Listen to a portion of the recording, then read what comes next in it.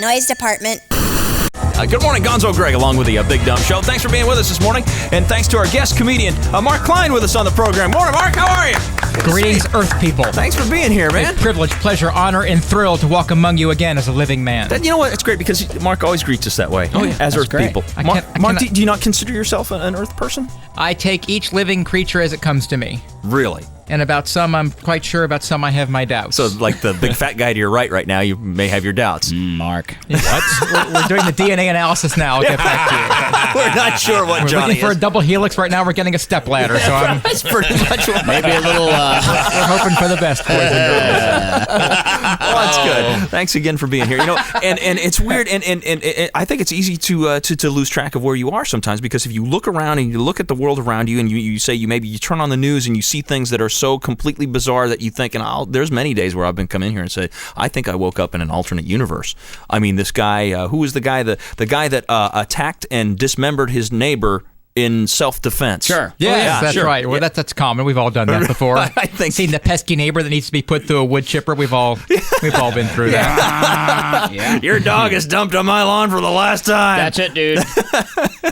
Unbelievable. Your arms are coming off, and they're going to be in separate counties. First of all, in Texas, it's a misdemeanor. First, this is not a huge thing down there. This is a Texas trial. So Yeah. Durst, I think his name is. Yeah, that guy. Robert Durst. Yeah. You try to keep up on the news, and you guys, because the nature of your business, Right. whatever's in the news is on your show. Sure. Whether you so choose that to be the case or not. Just kind of happens. In my business, when I get on stage, I'm the quarterback. It's all a home game for me because I get to choose what I talk about. Right. But you guys are kind of current event driven. You got to stay up on that stuff. It's important. Yeah.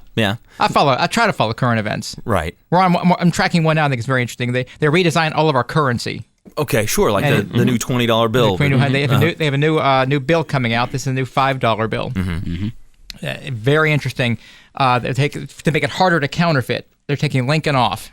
Okay. Where they're putting on a picture of Courtney Love lying in a pool of her own vomit. I like it. Spends the same. Yeah. And Don, how many people are going to actually want to reproduce that at home? No one. Maybe a couple of us in here, but Gonzo might, and I kind of dig it. But, yeah, I mean, like it's just you tip your waiter with it. What are you saying exactly? hey, baby. I mean, hi. What's going on with that?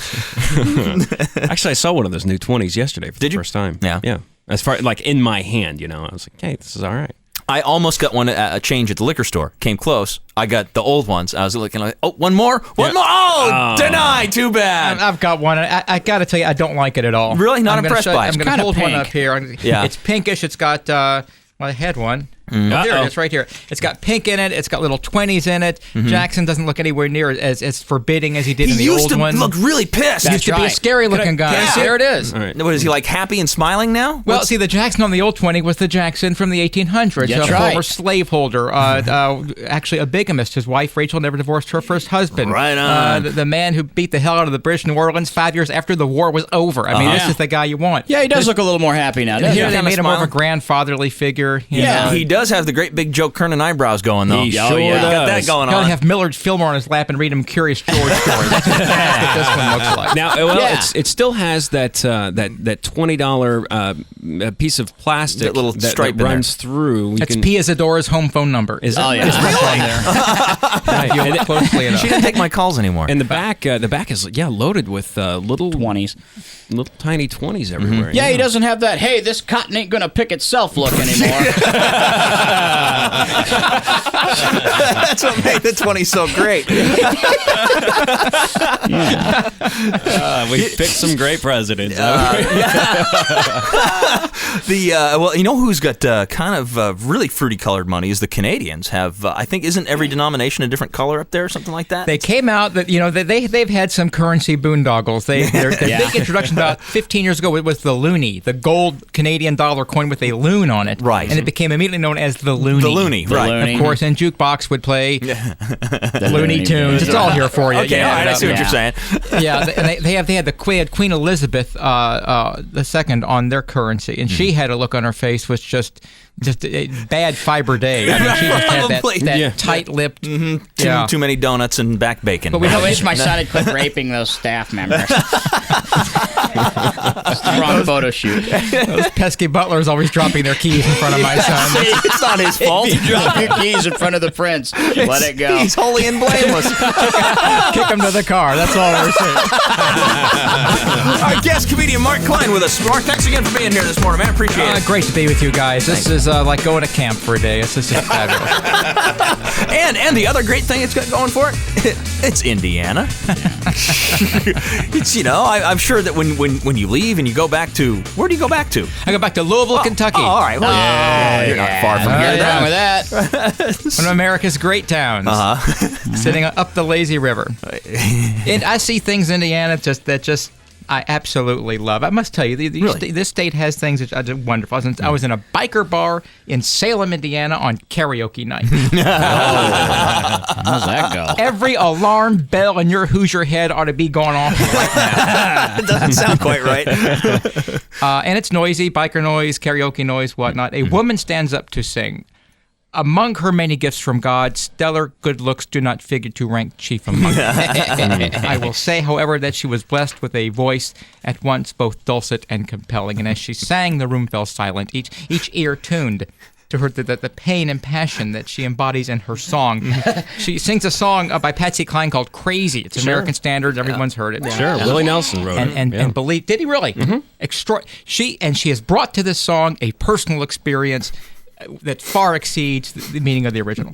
She's at the exact point in the song where you realize it's not the singer who's crazy. She sings of a love that can make any one of us crazy, given the wrong person in the context of our personal lives, and we've all been there. That's what makes a song resonate with each other. Right. At this very moment, the dramatic denouement of her singing experience, her boyfriend decides to make his feelings known. He stands up. Among his many gifts from the divine, subtlety does not rank chief among them. He's about 5'7", weighs every ounce of 450, and biker togs. He is Yoda with a bandana on. That's who stands up. And at the dramatic apex of her pen to life's experience, he throws back his grizzled head and cries out for the world to hear. Yeah. And it's a direct quote. "Sang it out, you gnarly bitch."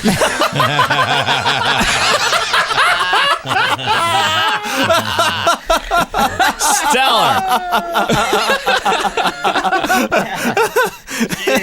Does that not say it all? It says Indiana. That's Man, for sure. I love Salem. God.